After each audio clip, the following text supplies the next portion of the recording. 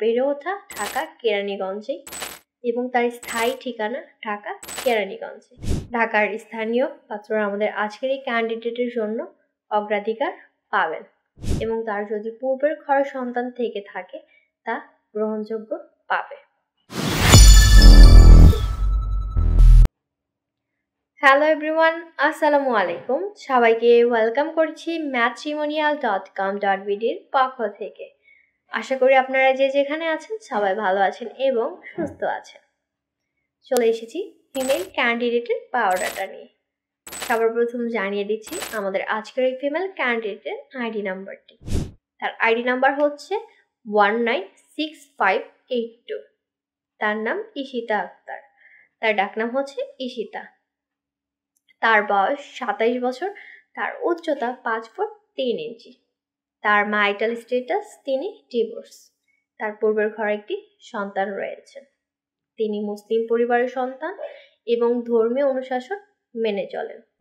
তার education qualification তিনি SSC পর্যন্ত পড়ালেখা করেছেন। তার গায়ের রং ফর্সা। তার রক্তের গ্রুপ ও পজিটিভ। তার কোনো ভাই এবং বোন নেই। বর্তমান তিনি ঢাকা কেরানীগঞ্জে বসবাস করছেন এবং তার বেড়ে ওঠা ঢাকা কেরানীগঞ্জে এবং তার স্থায়ী ঠিকানা ঢাকা কেরানীগঞ্জে। আমাদের আজকের এই ফিমেল ক্যান্ডিডেট তার জন্য কেমন পাত্র খুঁজছেন? পাত্রকে অবশ্যই ভালো মনের মানুষ হতে হবে এবং সেটেল হতে হবে। তার বয়স হতে হবে 30 থেকে 45 বছরের ভেতর। উচ্চতা 5 ফুট 6 ইঞ্চি ভেতর।